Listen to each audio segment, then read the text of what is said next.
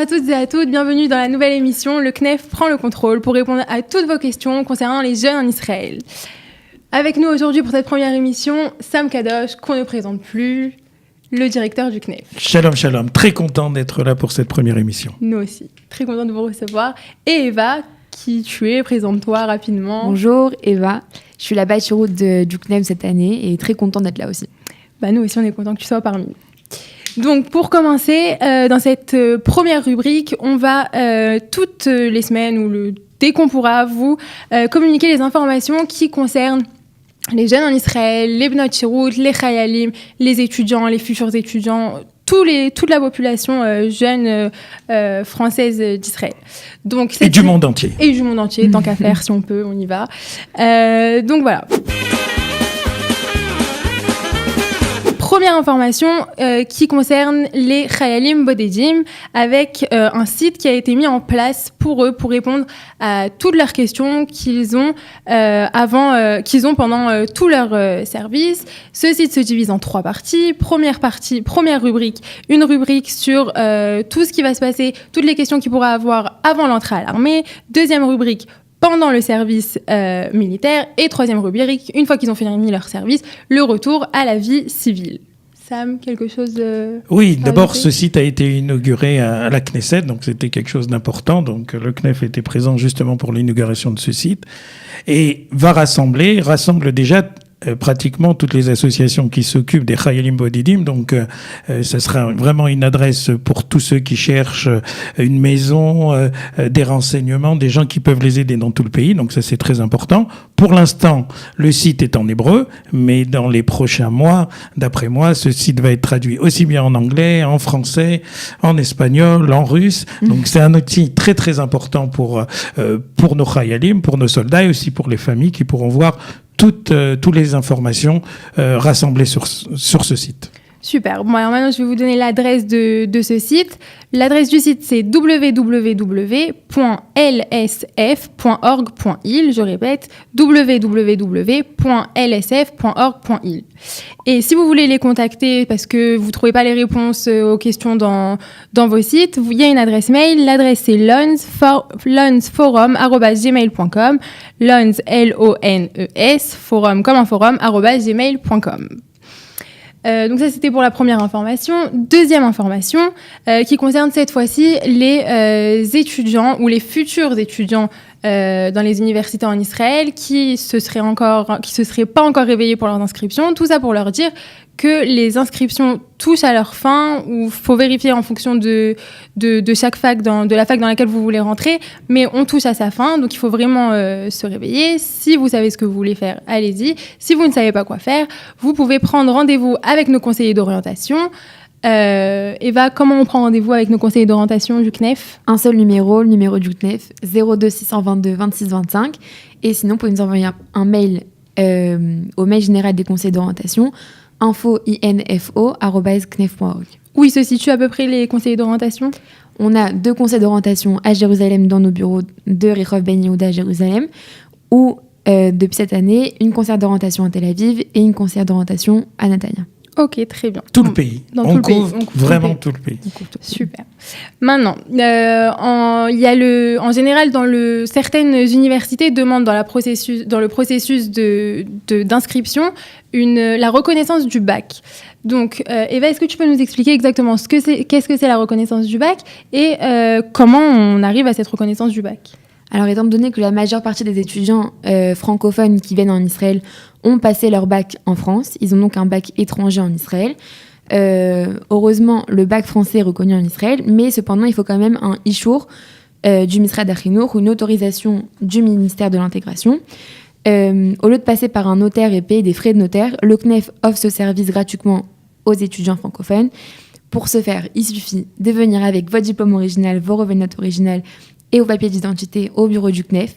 On vous explique la procédure sur place et ensuite, il faut le déposer au Misrad HaChinour et vous aurez une réponse entre 2 à 4 semaines, si tout se passe bien.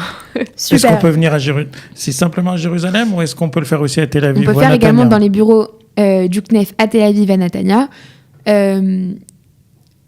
Envoyez-nous un mail ou un numéro de téléphone et on vous indiquera où c'est. Bon, bah, en tout cas, c'est très clair. Merci beaucoup. On va passer à la deuxième partie de notre émission qui parle des informations sur les campus, la vie en général sur les campus universitaires. Bon, on peut pas faire une émission comme ça sans parler de la Coupe du Monde. Donc c'est pour ça qu'au téléphone, nous avons Elie Mazouz. Elie Mazouz, est-ce que tu m'entends ? Oui, je vous entends. Tu m'entends. Alors, Salut, tu peux dire bonjour à tout le monde. Salut Elie. Voilà. Salut, bonjour. Elie, présente-toi en quelques mots. Qu'est-ce que tu fais dans ta vie ? D'où tu viens ? Alors, je m'appelle Elie Mazouz, je viens de Marseille, je suis en 2e année en informatique au Mahranlev. Super. Bon, donc du coup, puisque tu es au Mahranlev sur un campus exclusivement de garçons, comment on vit la Coupe du Monde au Mahranlev ? Alors, on est en ce moment là en train de voir le match dans une salle de cours. On le projette sur bravo. un grand Ah écran. bah ça passe dur. Bravo. En période d'examen en plus. Alors, on est près d'une vingtaine à regarder le match, là, c'est bientôt la mi-temps. Mhm. Et on essaye de se retrouver, surtout pour les matchs de la France, et pour les autres matchs, on les regarde chacun dans son coin. Est-ce qu'il y a des Marocains ? Il y avait le Maroc. Alors, il y a des Marocains, il y a même des Tunisiens qui ont vu le match avec nous. On a vu aussi Tunisie-Angleterre avec les Tunisiens du campus. Et c'était une bonne ambiance ? Oui, très sympathique, on a bien aimé. Je crois que Sam, il rêve d'être avec vous. Il a qu'à venir, hein, on attend. Ok, comment tu gères ? Parce qu'il faut savoir que là, en ce moment, c'est la période des examens. Comment on gère la Coupe du Monde et les examens ? Alors, il y a deux solutions. C'est soit on va au Moed-Bet, mais bon, Moi, dès C'est que un tu peu plus l'as compris, compliqué. c'est les rattrapages. Ah oui, c'est le rattrapage. Ok, mais soit. heureusement, on peut se libérer. Enfin, le match, ça dure 1h30, on se prend 1h30 le soir et on travaille le reste de la journée. Je pense que ça va comme ça. Bon, bah ça va. Alors, ça veut dire que tu sais gérer les deux. Ça va. On se fait un emploi du temps et on travaille une partie de la journée et l'autre moitié, on regarde le match. Ah bah. Et toi, tu vois qui en finale là pour cette Coupe du Monde ? Je pense à un France-Espagne. France-Espagne. pense que ça pourrait être Sam, t'as de l'espoir, pronostic ? hein. Sam, ouais, parce que c'était le seul garçon. Nous. Et, Argentine, non, je rigole. Non, Non, alors, je suis un peu. Non, moi aussi, je vois bien la France et pourquoi pas la Croatie aussi qui pourquoi peut pas, faire la c'est possible. surprise. Ah, Ouais. mais ils sont d'accord. Ça va. Vous avez l'air d'accord. Salomé, qu'est-ce que t'en penses ? Il a pas compris. L'OM et le PSG. Bon, bah, en tout cas, on vous souhaite vraiment plein de Hatzlacha pour vos Mifranim. Et Merci on beaucoup. verra si tu avais raison dans quelques semaines pour ton pronostic. Merci beaucoup, On Elie. verra bien. Merci. Salut. Salut, au revoir. Donc voilà, on a eu nos pronostics, on a eu ce qu'il fallait. Maintenant, on va passer à la troisième partie de notre émission, c'est-à-dire toutes les informations qui concernent le CNEF. Donc là, on arrive à la période de l'année où on atteint la fin des programmes d'intégration, la fin des programmes Massar, et donc la mise en marche, pour ceux qui le désirent, de la procédure d'ALIA. Donc c'est pourquoi, il y a depuis quelques années, depuis 6 ans si je ne me trompe pas, Exactement. depuis 6 ans, le CNEF, avec la collaboration du Global Center de l'Agence juive, ont mis en place le programme Zéhout. Eva, qu'est-ce que tu peux nous expliquer en quoi consiste le programme Zéhout exactement ? Alors, comme tu l'as dit, le programme Zéhout a maintenant 6 ans. C'est à l'initiative de Amélie Ababou et en collaboration avec le Global Center de l'Agence juive.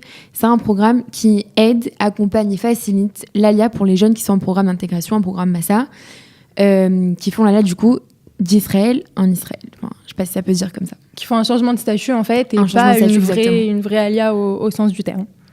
Après, en quoi les gros avantages de Zéhout, c'est qu'un jeune, aujourd'hui en programme Massa, dans la période où il doit se réveiller, entre guillemets, pour faire l'ALIA, il n'y pense pas du tout, quoi. Pour lui, en mois de mai, penser à appeler le Global Center, trouver des papiers qu'il ne pensait même pas à l'existence quelques semaines avant, c'est quelque chose de très compliqué. Nous, on est là, on les accompagne, on les rappelle, on appelle avec eux s'il y a besoin. Pour les questions administratives, on est là car on connaît le dossier.